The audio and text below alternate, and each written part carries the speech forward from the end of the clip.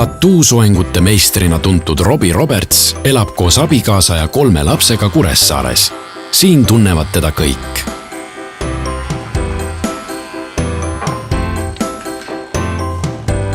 Ma olen sündinud Ghanas, Afrikas ja ma elasin Senegalis 10 aastat. Ma alustasin eesti keelt õppima 10 aastat tagasi. Ja ma käisin eesti keele kursustel. Alguses oli väga raske ja hirmus. Ma arvasin, et selle keelega ma ei saa hakkama, aga lõpus sain. Rohket suhtlemist nõudva töö tõttu tegi Robbie ära eesti keele B1 taseme eksami. Käisin ka konsultatsiooni. See on väga tasulik.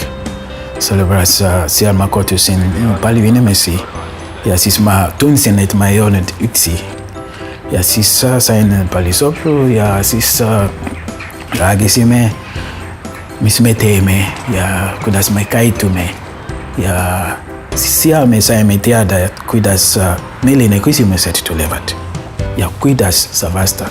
Siis eksami alustas kell 10 ja siis ma pidin ka ootama pärast kirjaosa tund ja siis enne suulise osa. Kuna mina olen eksami tehtud, mul on võimalus Eesti kodakondsus saada.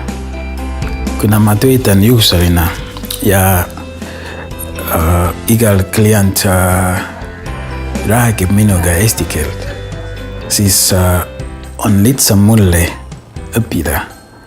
Sellepärast ma olen selline inimene, kes kuuleb hästi, kui inimesed räägivad, siis ma saan õppida hästi.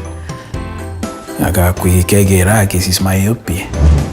Eesti Vabariigi kodakondsuse saamiseks peab eesti keelt valdama vähemalt B1 tasemel.